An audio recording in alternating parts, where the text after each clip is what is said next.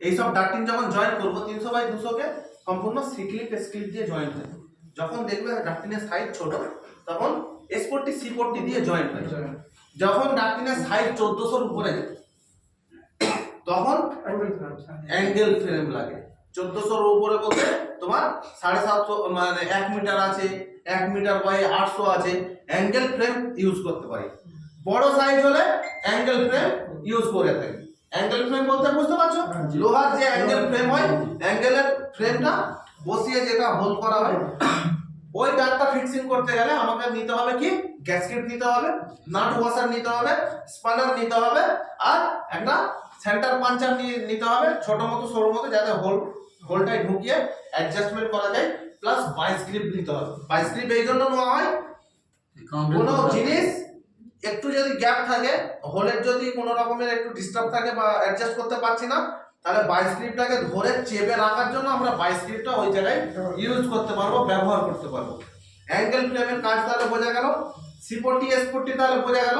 C40 S40 ছোট ডাকে লাগে, সবসময় এই জিনিসটা মাথায় রাখতে হবে।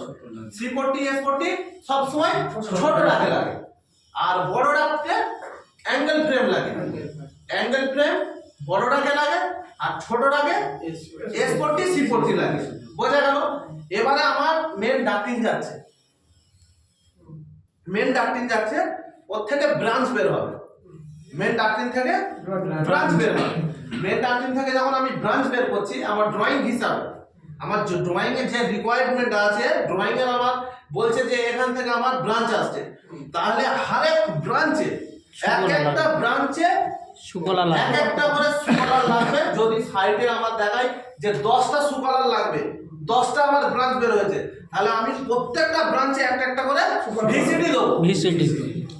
প্রত্যেক ব্রাঞ্চে একটা করে ভিসিডি দেবো। সুকলার ব্রাঞ্চ যখন বসাবে, সুকলার সঙ্গে থাকবে, সুকলার, তারপরে ভিসিডি, তারপরে স্টেপিস, তারপরে তোমার যে সব লাগে সেই সব দিতে হবে। ঠিক আছে, আমার ড্রয়িং হিসেবে। তাহলে একটা মেন ডাক্টে যদি আমার 10টা ব্রাঞ্চ হয়, তাহলে 10টা আমাকে সুকলা লাগবে আর 10টা ভিসিডি আনতে হবে। ঠিক আছে, সাইজ যদি 200/200 হয়, তাহলে আমাকে সুকলার তাহলে কত করতে হবে, আমাকে সেই হিসাবে সুকলার আনতে হবে, সেই হিসাবে 200/200 আমার ভিসিডি নিয়ে আসতে হবে। বোঝা গেল। ভিসিডি যখন আমি ফিক্স করছি, এটা ফলো রাখতে হবে। ভিসিডি যে হ্যান্ডেল আছে, ভিসিডির হ্যান্ডেলটা মানে ওখানে লেখা আছে ওপেন আর ক্লোজ, ওপেন ক্লোজ, আর ভিসিডির উল্টো সোজা আছে, সেটাও ফলো করে রাখতে হবে। ভিসিডি এমন দিকে লাগাবে, ভিসিডি এমন দিকে লাগাবে না যেন উল্টো হয়ে যায়। তো তার কারণে মানে যার কারণে আমাদের সবসময় ফলো রাখতে হবে ভিসিডির যে হ্যান্ডেলে লেখা আছে ওপেন আর ক্লোজ, কোন দিকে ওপেন হচ্ছে কোন দিকে ক্লোজ হচ্ছে, তাহলে তুমি কোনটা উল্টো কোনটা সোজা তুমি বুঝতে পেরে যাবে। বোঝা গেল। 3 নাম্বার পয়েন্ট হচ্ছে এটাই, আমার সুকলার কোন দিকে লাগছে, সুকলার আমার কোন দিকে লাগাতে হবে। মেশিনের দিকে সুকলার লাগবে, সুকলারের যে রেডিয়াসটা মেশিনের দিকে থাকবে। বোঝা গেল। মেশিনের দিকে সুকলারের রেডিয়াসটা থাকবে, সুকলারের যে রেডিয়াসটা যেমন হয় সুকলার, এই মেশিন, এই মেশিনের দিকে এই রেডিয়াস, এই যে মেশিনটা আছে, এই মেশিনের এই দিকটা কিন্তু রেডিয়াসটা রয়েছে। আর এই হচ্ছে ভিসিডির এটা হ্যান্ডেল, ভিসিডির হ্যান্ডেল হচ্ছে এটা। এখানে অন অফ বা ওপেন ক্লোজ এটা আছে। ঠিক আছে, ওপেন আর ক্লোজ করে লেখা আছে। বোঝা গেল। তাহলে এটা আমার সাপ্লাই যে ডাক আসছে, মেন ডাক, তার 10টা যদি ব্রাঞ্চ বের হয়, তাহলে আমার 10টা ভিসিডি লাগবে, সুকলা। ঠিক আছে, আর 10টা সুকলা। ভিসিডি কোথায় লাগে? সুকলারের মুখে লাগে। সুকলারের মুখে লাগাতে গেলে ওখানে কিন্তু আর S40 আর C40 দিয়ে চলবে না, ওখানে তখন তোমাকে স্ক্রু ইউজ করতে হবে।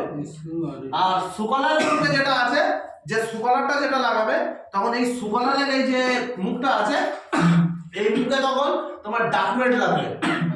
বিদেশে ডাকমেট চলে, আমাদের ইন্ডিয়ায় এই সিটকে নিয়ে এর ফ্লাঞ্চ হয়।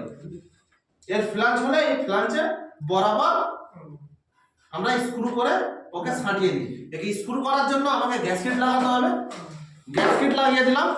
গ্যাসকেট লাগাবার পর সুকলার যখন আমি লাগাচ্ছি ভিসিডির সঙ্গে, গ্যাসকেটটা লাগালাম, গ্যাসকেট লাগানোর পর চার কোণে ভালো করে সিলিকন দিয়ে দেবো যাতে না আমার হাওয়া লিক হয়। বোঝা গেল? বোঝা গেল তো? তাহলে আমার ওটা তাহলে আমার পুরো একদম 100% শিওর হয়ে যেতে হবে যে না এই জায়গায় যে আমি কাজ করেছি এটা আমার সঠিক কাজ হয়েছে, সিলিকন দিয়ে এসেছে। সিলিকন না যদি লাগাই পরবর্তীকালে যখন আমি হাওয়া চেক করতে যাচ্ছি তখন আমার হাওয়া লিক হবে। যখন আমি লাইট টেস্ট করতে যাচ্ছি, স্মোক টেস্ট আর লাইট টেস্ট দুটো টেস্ট হয়, স্মোক টেস্ট আর লাইট টেস্ট। এই স্মোক টেস্ট কোনটাকে হয় আর লাইট টেস্ট কোনটাকে হয়? এয়ার টেস্ট একটা আছে, হাওয়া হাওয়া হাওয়া হাওয়া টেস্ট, এয়ার টেস্টও হয়। এয়ার টেস্ট, এয়ার টেস্ট কিন্তু তোমার জিআই ডাক্টিনে করা যায় না।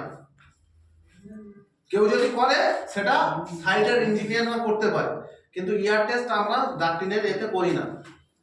টিডিএফ ডাক্টিনে এয়ার টেস্ট হয় না, টিডিএফ ডাক্টিনে স্মোক টেস্ট হয় আর না হলে তোমার লাইট টেস্ট হয়। আর স্মোক টেস্ট তোমার এয়ার টেস্ট কোনটাকে হয়? এয়ার টেস্ট করতে পারবে। এয়ার টেস্ট তোমার ফিউনিলিক যে পিআই ডাক্ট, পিআই ডাক্টে কিন্তু তুমি এয়ার টেস্ট করতে পারো। ফিউনিলিক ডাক্ট যাকে পিআই ডাক্ট বলা হয়, পিআই ডাক্টে যেটা ফোম ডাক্ট হয় তাতে কিন্তু তুমি এয়ার টেস্ট করতে পারো, অসুবিধা নেই, ওতে কোনো রকম সমস্যা নেই। তবে আমাদের এটা বুঝতে হবে যে আমি এবারে ভিসিডি লাগিয়ে দিলাম, সব কিছু হয়ে গেল, এবারে আমাকে ফ্লেক্সিবল লাগাতে হবে। প্রিমিয়াম বক্সের সঙ্গে ফ্লেক্সিবল লাগাতে হবে ডিফিউজার ঝুলাবার জন্য। তাহলে প্রথমে আমাকে সুন্দরভাবে ওই যে রিং কলার আছে, গোল রাউন্ড রিং, ওকে রিং ভিসিডি একটা ওখানে আছে। মেন ডাক থেকে যদি আমি কোন রকমের ভাবে ব্রাঞ্চ না পাই, আমি যদি ডাইরেক্ট তোমার মানে কলার বসাই কোন রকমের, তাহলে ওখানে ওই ক্ষেত্রে মেন ডাকে রিং ভিসিডি ইউজ করতে হবে। রিং ভিসিডি লাগালাম, চারদিক থেকে ভালো করে সিলিকন লাগালাম। রিং ভিসিডির যে কাজটা আমি বলছি ওটা হচ্ছে তোমার পিআই ডাক্টে সম্পূর্ণ ভালোভাবে হয়। পিআই ডাক্টে বেশিরভাগ